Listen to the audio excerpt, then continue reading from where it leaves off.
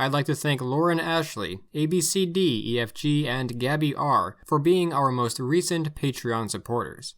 Following a troubled and turbulent rule, Karl V abdicated from power in 1558, dividing his extensive Habsburg domains between multiple heirs, the Holy Roman Empire going to Ferdinand I. Ferdinand was followed by Rudolf II in 1576. Rudolf was a strange individual who preferred his private hobbies to the management of his responsibilities, often remaining neutral in conflict between Protestants and Catholics, and many of the affairs of his day in general, simply to avoid them.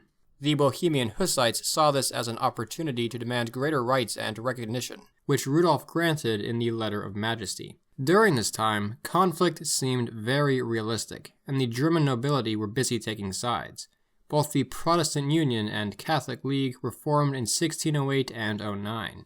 Trouble soon emerged in Bohemia once again. The Emperor Matthias lacked a male heir, and so rule was likely to fall to his cousin upon his death. Though the emperor was, as you know, an elected and not necessarily hereditary position, the Habsburgs would undoubtedly retain control over it, resorting to essentially bribery to hold on to it for the next few centuries. Matthias's cousin, Ferdinand, was an ardent Catholic, which concerned the Bohemians. Ferdinand became king of Bohemia in 1617. When Ferdinand intended to revoke the Letter of Majesty, his representatives in Prague were seized by Protestants and defenestrated, meaning thrown out the window. The representatives did actually somehow survive, leading to immediate propaganda on both sides. Catholics claiming that they had been saved by angels, Protestants that they had fallen in manure. As revolt began in Bohemia, this would lead to the outbreak, slowly, of what is remembered as the 30 Years' War, from 1618 to 1648, involving many of the major powers of Europe, though not all at once in one drawn-out conflict. In fact, it can be rather confusing, as some powers changed sides, and though the war was started for religious reasons, the two sides were not split perfectly between Protestants and Catholics. Matthias died in 1618 and Ferdinand II became emperor soon thereafter. Soon, Bohemia rose up, leading to civil war and the first of 4 phases of the 30 Years' War, the promptly named Bohemian Phase. In 1620, Protestants and Habsburgs met at the Battle of White Mountain near Prague itself, resulting in a decisive Catholic victory. This would effectively end the Bohemian Revolt, and the Habsburgs began to convert the Bohemians to Catholicism following this. This could have ended here as a local revolt. However, it had brought the concerns of foreign powers on the table. The Holy Roman Emperor had been acting especially autocratic. This threatened the Protestants of Germany and Europe in general. Furthermore, a more powerful, united Holy Roman Empire, under a leader who could reverse its complicated structure, was a threat to the European balance of power. Denmark-Norway, a Protestant nation under King Christian IV, who was also the Duke of Holstein within the Holy Roman Empire, intervened in 1525 by invading and assisting Protestant rebels, beginning the Danish phase of the war. The Danish were reinforced by English and Scottish troops, with French funding. The last part is noticeably ironic, as France was a Catholic nation, then led even by a cardinal, funding Protestant rebels allied to their archenemy, England. The essential reason for this was that the war was evolving to be more about politics than religion. France was simply surrounded by Habsburgs in Germany and Spain. The Danes, however, were repelled back into Denmark by the skilled general Albrecht von Wallenstein. Denmark surrendered in 1629, leading to another Catholic victory. In 1630, however, Sweden intervened, again with French funding, under renowned King Gustavus Adolphus. Sweden shared concerns of Protestantism being threatened in their own backyard and of growing Habsburg power. Sweden was initially greatly successful against the empire, winning victories such as Breitenfeld. Wallenstein and Adolphus met at the Battle of Lutzen in 1632. The Swedes would win again, but Adolphus would die leading a cavalry charge. Wallenstein, accused, though never confirmed, of treason, was assassinated the following year. The Swedish phase of the war ended in 1635 with the Peace of Prague, though Sweden and France were dissatisfied. Sweden continued the war against the empire, and France joined in to lead the fight personally. The French phase was the longest and most violent phase of the war. During the French phase, Ferdinand II died and was succeeded by Ferdinand III in 1637, who viewed the war now as being draining and desired peace. France fought on against the Empire and Spain for the next decade with a mix of results. In 1648, the war would end with Peace of Westphalia. In this peace treaty, a number of important agreements were made which would shape the future of Europe. Switzerland and the Netherlands, both formerly a part of the Holy Roman Empire, though practically independent for centuries, became fully independent nations. France became the dominant continental power and claimed the border region of Alsace. Many of the religious conflicts between Protestants and Catholics were settled, and coexistence among the main branches was somewhat accepted in Germany, at least officially. While there was no true victor of the 30 Years' War, Germany lost the most. Most of the fighting, as I said, had taken place within the empire. 8 million people, soldiers and civilians alike, died in the fighting or in associated famines and diseases. The great majority were imperial subjects. Germany lost nearly a third of its population, including half of its male population. Hopes of uniting the Holy Roman Empire into what it had once been were lost. After centuries of decline and decentralization, this war would strike the greatest blow to the Holy Roman Empire. It was not destroyed, but the princes had gained significant autonomy and freedom from the central government. The Habsburgs of Austria would not successfully reassert power over them, though Austria would remain a power in its own right, and had come out of this war still rather powerful. It was this Holy Roman Empire which, a century later, famous French writer Voltaire would remark was not holy, nor Roman, nor an empire. More so a loose confederation of hundreds, in fact thousands technically, of microstates with some larger states. Along with Austria, one state which had fared better than the others, despite heavy losses and destruction from the war, was Brandenburg Prussia, which had come out of the war with territorial gains under Friedrich Wilhelm, the Great Elector. As time went on, and the Holy Roman Empire faded into irrelevancy, Austria and Prussia would rise to fill the void left in Germany.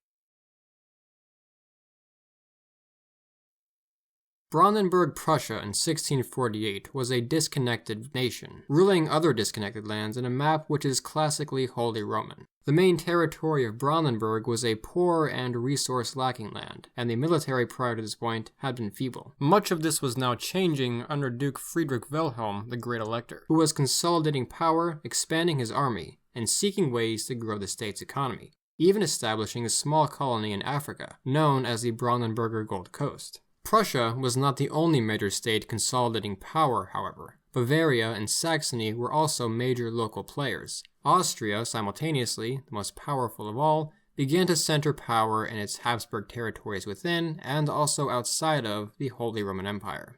These nations, at the center of the continent and therefore its drama, were not left alone to do this in peace. A series of conflicts broke out in the half-century or so following the 30 Years' War. In the latter half of the 17th century, much of the attention of all Europe, frankly, was on the French king Louis XIV. Throughout his reign, the Germans would be involved in the Franco-Dutch War, the 9 Years' War, and the War of Spanish Succession. Austria, furthermore, was still on the boundary of the Ottoman Empire. In this time period, the Turks were effectively at their zenith. In 1672, the Franco-Dutch War began, which soon evolved into a continental conflict. The empire, under Leopold I and Prussia, were pitted up against France and Sweden, with Brandenburg Prussia and Sweden's conflict being referred to separately as the Scanian War. Prussia was actually able to repel the Swedish, which earned it a great deal of prestige and recognition. In 1683, the Great Turkish War began. This Battle of Vienna soon followed on September 12th of that year, when the Turks besieged the city, the capital of Habsburg Austria, and by extension, the imperial capital as well. Allied forces from across the Holy Roman Empire, as well as Hungarians and importantly Polish, came to Vienna's aid. The battle ended with a victory for the Allies, and the largest cavalry charge in history. Around 20,000 Ottomans were killed or captured during the battle itself. The Holy Roman Empire had been spared from Turkish rule, and the Austrians would now push into Turkish territory, taking back much of Hungary. In Prussia in 1688, Friedrich Wilhelm was succeeded by his son Friedrich III as Duke. In 1701, the War of Spanish Succession broke out, with France taking on the Habsburgs and its English and Dutch allies. Much of the empire sided with the Austrian Habsburgs. However, Bavaria, seeking to curb Austrian power, temporarily sided with the French.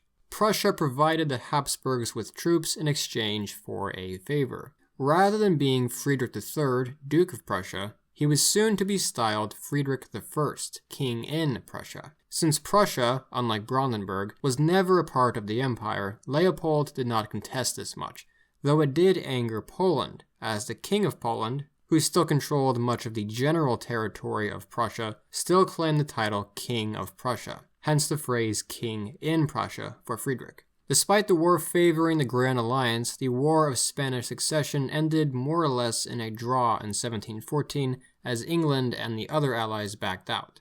When the war over succession to Spain's throne began, Emperor Leopold intended his son Karl to be King of Spain. Leopold died in 1705, and his son and heir Joseph died in 1711. Thus the imperial throne went to that Karl, becoming Karl VI.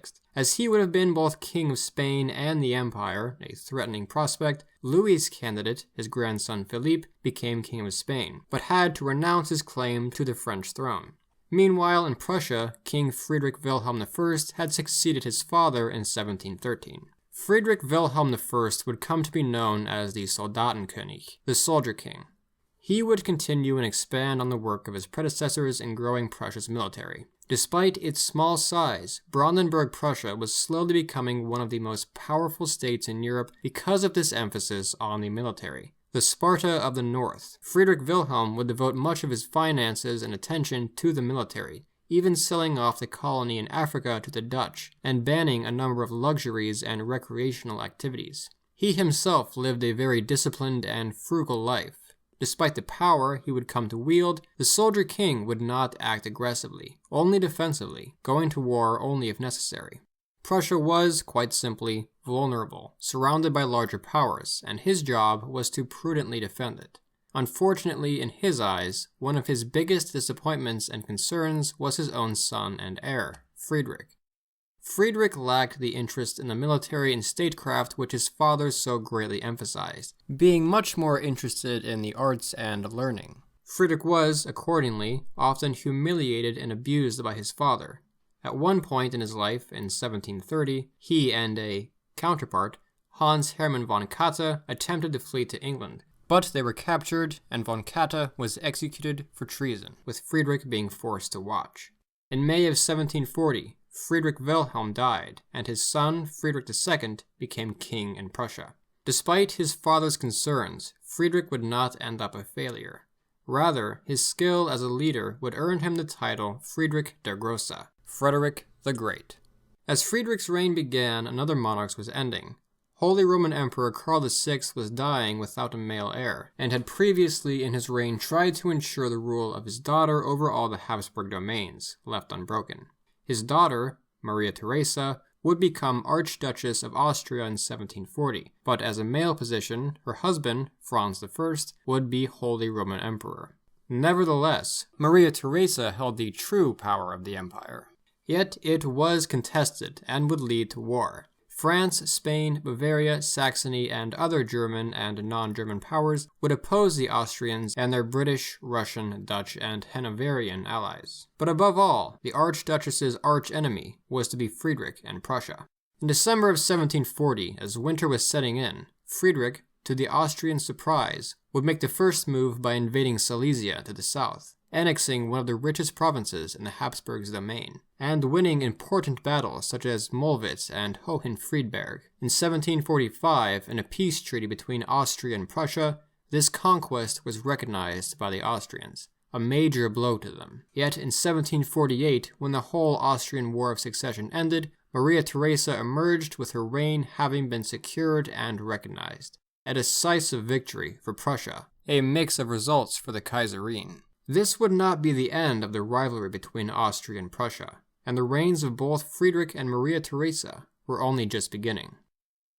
There was, for now, a brief period of peace, during which Friedrich was free to explore his other refined interests, and speak with guests, one of whom was the French writer Voltaire, from whom Friedrich was further educated in philosophy. Voltaire would say of his kingdom that, while some states have an army, a Prussian army has a state, and would say of his palace that it was Sparta in the morning, but Athens in the afternoon. In 1754, the 7 Years' War began, which would last for 9 years. The conflict originally had begun in the Americas, where it is better known as the French and Indian War, though much of the rest of Europe would only be involved for 7 years, hence the name confusion. The conflict was very much the World War of its age, being one of the first major intercontinental conflicts waged from the Americas to India. Prussia and Austria would play major roles in this conflict, as they switched allies from the prior war, with France now supporting Austria and George II, King of Britain, allying himself with Friedrich, his nephew. Surrounded and knowing Austria had its eye on Silesia, Friedrich moved first, invading Saxony in 1756. He would then invade Bohemia, but was repelled. The Austrians and French then moved into Silesia, but Friedrich repelled them, despite being heavily outnumbered at the Battle of Rossbach and the Battle of Leuthen, each of them highlighting his genius as a commander. Friedrich found only mild relief in these victories. He was facing an alliance of Austria, France, Russia, and Sweden, with only some German states and Britain as its allies. Prussia had to fight tooth and nail, and Friedrich's mental health suffered considerably. At one point, he did nearly die in battle, though his life was spared as his snuff box deflected a bullet. As Prussia verged towards defeat, in 1762, Queen Elizaveta of Russia died, and was succeeded by Peter III. Peter was German in origin and was somewhat of a fan of Prussia and Friedrich. He soon switched sides and began attacking Austria. Furthermore, France was seeing defeat to Britain across the world, and was withdrawing from the Prussian focus. It was the miracle of the House of Brandenburg, and led to Prussia to forge a stalemate with Austria, giving up Saxony but retaining Silesia. The war ended in 1763. Prussia's and Austria's borders remained essentially similar, a great victory for Friedrich, though a disappointment for the Kaiserine. In 1772, the next move was made, this time in Poland. Poland was in a state of decline, and Friedrich saw an opportunity to unite his two territories. That year, he arranged with Austria and Russia the Partition of Poland, where pieces of Poland were each taken by the three powers. Friedrich, who hated the Polish, justified this as a civilizing mission. Now controlling all of Prussia, Friedrich styled himself King of Prussia, rather than merely in. In 1765, Maria Theresa's husband had died, and their son, Joseph II, began joint rule with his mother. She was devastated by her husband's death and remained in mourning for the rest of her life. She died 15 years later in 1780. Upon her death, Friedrich mourned her passing and wrote that he was her opponent but never her enemy. Friedrich himself died in his armchair on August 17, 1786. Building on the work of his predecessors, he had turned Prussia into a military power which could rival any other power on the continent, and had set the stage for the future of Germany itself. The rivalry between Prussia and Austria was certainly not over, and the fate of the German people lay in the hands of these two empires. Friedrich had never envisioned a united Germany. Truth be told, he was more similar to the other princes of the day, albeit much more ambitious and efficient. But the train of events that would create one had been set in motion. The German language, spoken today by a little under 100 million people, is the official language of Germany, Austria, and Liechtenstein, one of the official languages of Belgium, Luxembourg, and Switzerland, and a regional or minority language in other parts of Europe, South America, and even Africa. Its roots lie in ancient times, and it gradually expanded and diversified over the centuries, creating many dialects which were sometimes almost unintelligible to other Germans, sitting alongside other languages in the empire like Czech, Dutch, and Italian. This continued until the Renaissance era, a time when many nations were seeking to standardize their languages. Perhaps it doesn't seem like a major issue if a divided empire has divided languages, but many individuals who did business across borders, like merchants and Holy Roman emperors, saw a benefit in uniformity.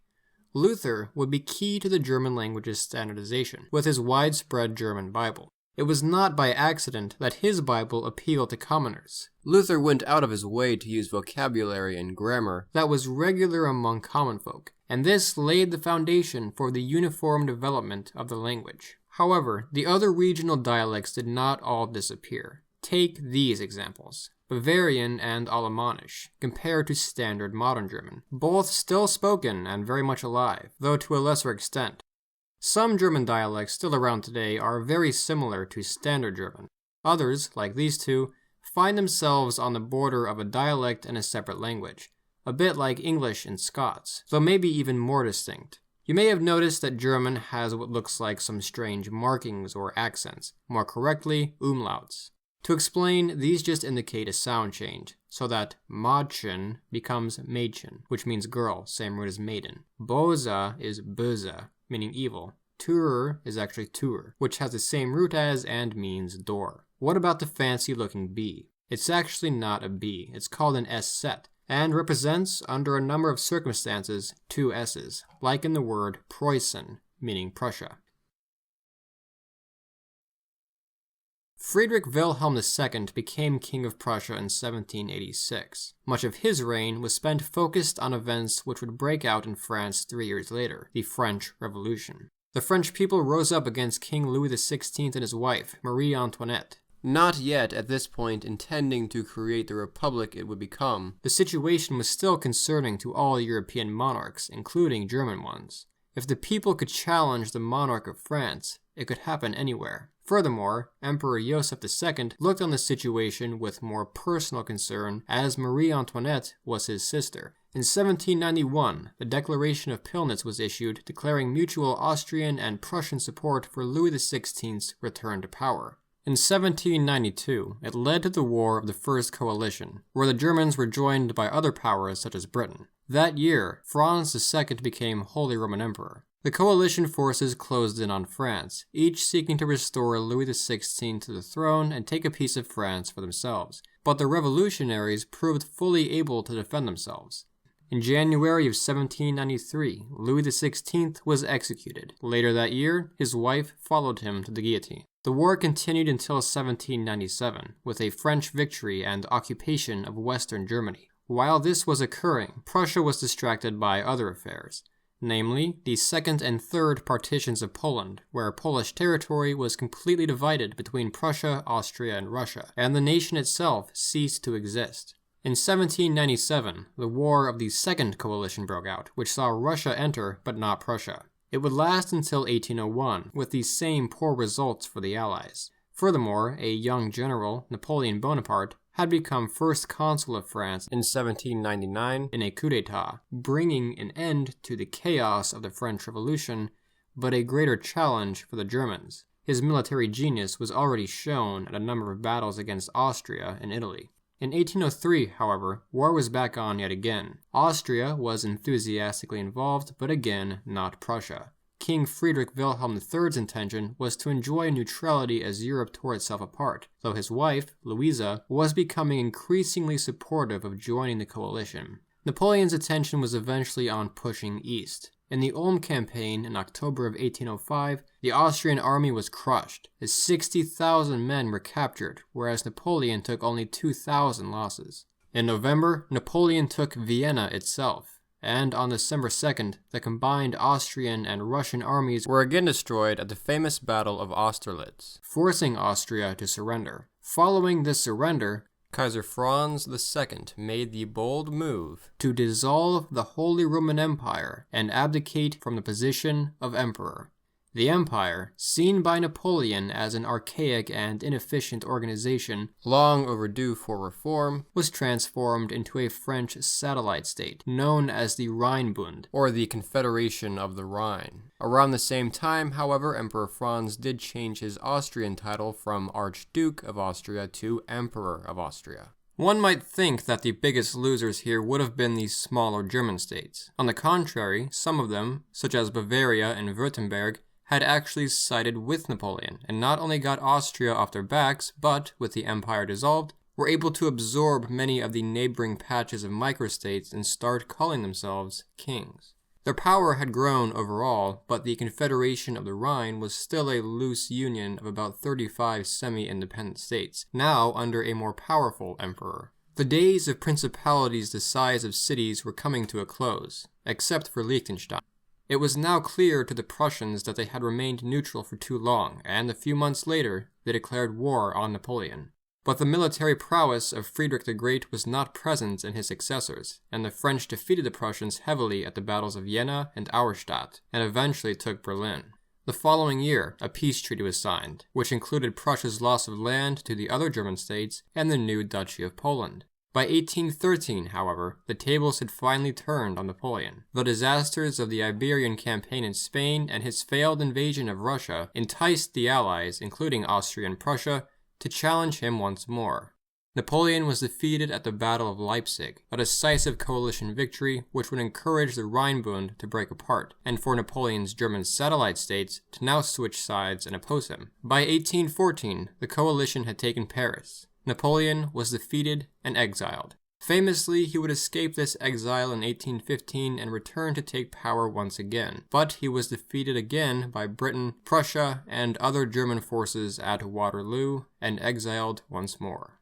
Most Germans then and today would consider Napoleon a historic adversary, but the contribution he made to the restructuring of Germany should not be ignored. At the Congress of Vienna from 1814 to 1815, overseen by Austrian Clemens von Metternich, the European powers met to, effectively, redraw Europe. The Confederation of the Rhine was not replaced with a revival of the Holy Roman Empire, but with the German Confederation, or the Deutsche Bund, which combined the features of both the Holy Roman Empire and the Confederation of the Rhine. It was little more like the old empire in its ineffectiveness. It included parts of, but not all of, Austria and Prussia, and the president of the Confederation was the Austrian Emperor, but it only involved around 39 states and followed many of Napoleon's organizational reforms. Yet the German Confederation could not really be called much more of a country than the old empire. It was more like a diplomatic assembly than an actual congress, and it even included the King of Denmark as Duke of Holstein and King of Britain as the King of Hanover.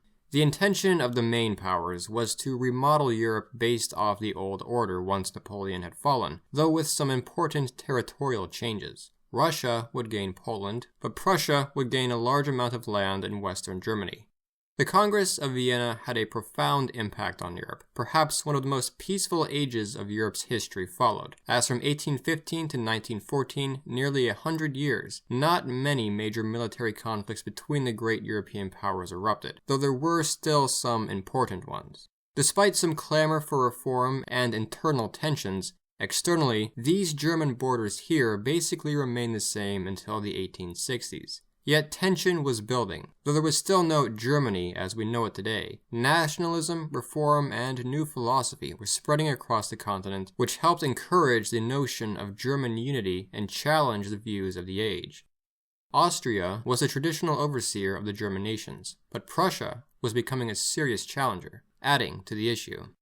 As German reformers faced censorship and oppression, and many Germans faced general overpopulation, many of them decided to emigrate to new countries, such as the United States, Canada, and South America. The immigrants brought their culture and lifestyles with them, introducing to the world new foods like the hamburger and strange holiday traditions, such as decorating what they called a Christmas tree. In some areas, especially in South America, their language is still spoken. However, in the US, where German Americans are the #1 most common ethnic group, as 14.4% of the population, the language largely disappeared during assimilation. By 1848, discontent became full-blown revolution across not only Germany, but many nations of Europe. The Communist Manifesto was, not by coincidence, published in Germany that year.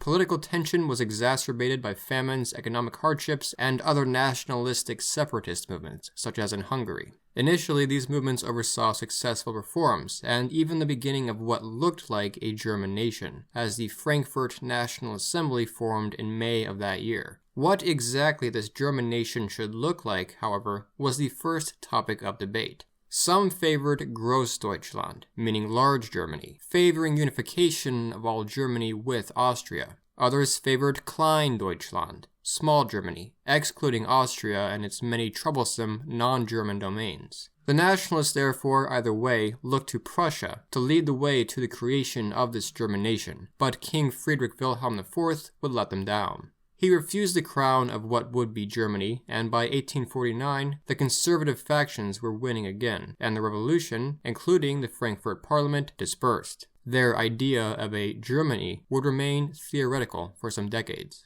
Friedrich Wilhelm was not interested in the political limitations imposed by the revolutionaries, nor in a war with Austria over the issue, but he was not completely averse to the notion of a united Germany overall. Tension was already building between the two powers, and temporarily it seemed as though war would erupt in the 1850s, but it was averted, or more correctly, postponed. In the 1860s, with tension over power in the Prussian government between the king and a new parliament, known as the Landtag, a bright and active conservative politician named Otto von Bismarck was called upon to help resolve the disputes. In 1862, he was made minister-president of Prussia, essentially second only to the king. Though well-educated and a skilled diplomat, Bismarck famously stated that Germany would be forged by iron and blood. 2 years later, his statement was challenged as Denmark attempted to annex the territory of Schleswig-Holstein, sparking war with both Prussia and Austria, which the German allies won. The conquered territory was divided between Prussia and Austria, but, as you can see, reaching the region was somewhat awkward for Austria, and administration over it was a subject of contention between the two powers. It would eventually become an excuse for war between the two. In June of 1866, the Austro-Prussian War broke out, a conflict for which Bismarck was prepared, already ensuring the new nation of Italy as an ally. A number of German states joined Prussia, but Austria was joined by the more major German states. The war would last for only 7 weeks, with a decisive Prussian victory decided at the Battle of Königgrätz. Following this war, the German Confederation was dissolved and replaced with the Prussian North German Confederation. The tables had turned, and now Prussia was seemingly the dominant German nation.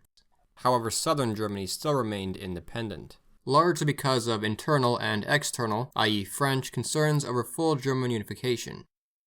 In 1870, amid rising tensions, war would be declared between France and Prussia, remembered as the Franco-Prussian War.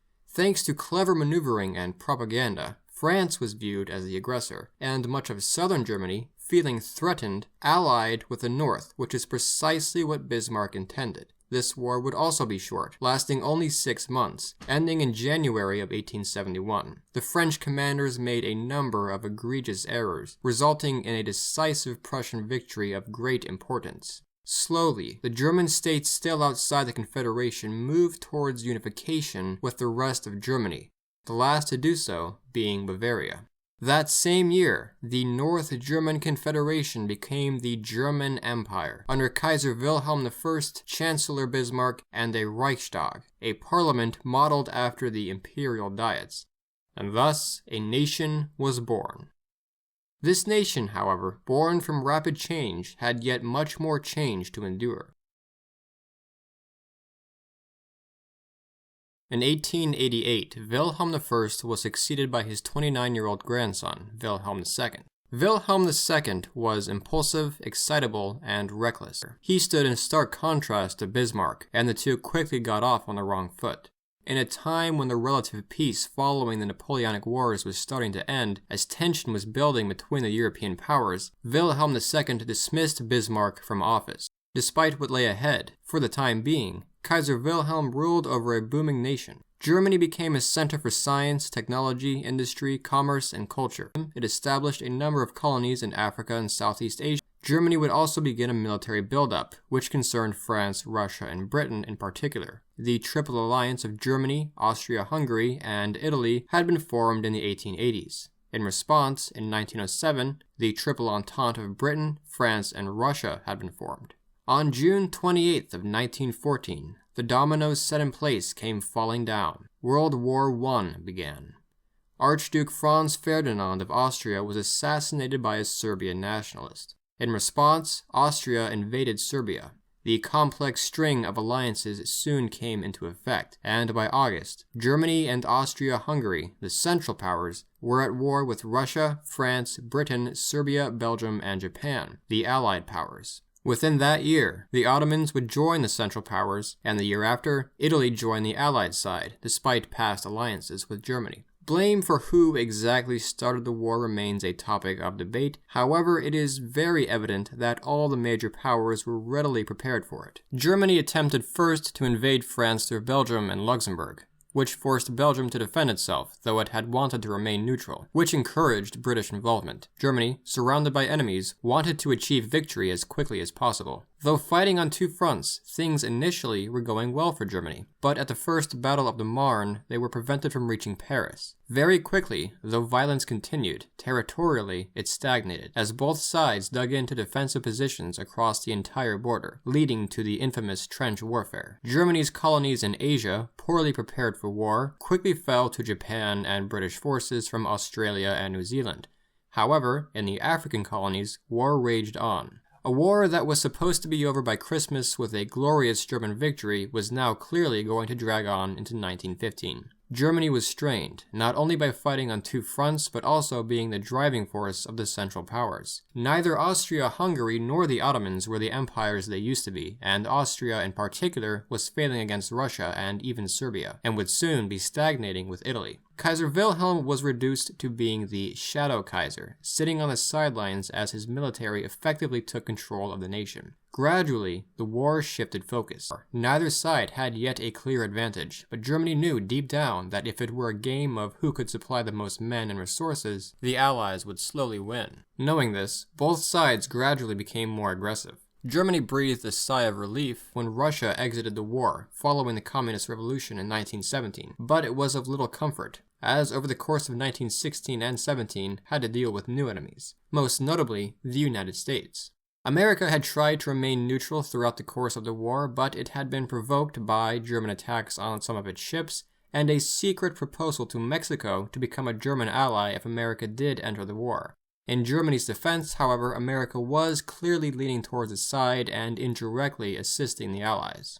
The Germans knew fresh American reinforcements could finally tip the balance in favor of the Allies, and that is essentially exactly what happened. In 1918, the Allies initiated one final push against Germany, and though the Central Powers fought fiercely, by November 11th, the war was over. Germany had to surrender. The Austrian and Ottoman empires were completely dissolved and broken up into multiple other states. Germany, too, would have to make serious concessions. Firstly, its overseas colonies were annexed by Britain and France. Its mainland territory was divided into new nations or given to France. The army was drastically reduced in size. It accepted responsibility for the war and was expected to pay reparations for the damage it had caused. The German Empire was over. Kaiser Wilhelm had already abdicated. Germany was now set to become a republic, the Weimar Republic. Germany was humiliated and broken by its defeat, and the peace terms forced upon it dealt yet another major blow to the nation. The hardships the nation would soon be facing and shame it felt would lead to an eventual backlash and unleash yet another major conflict on the world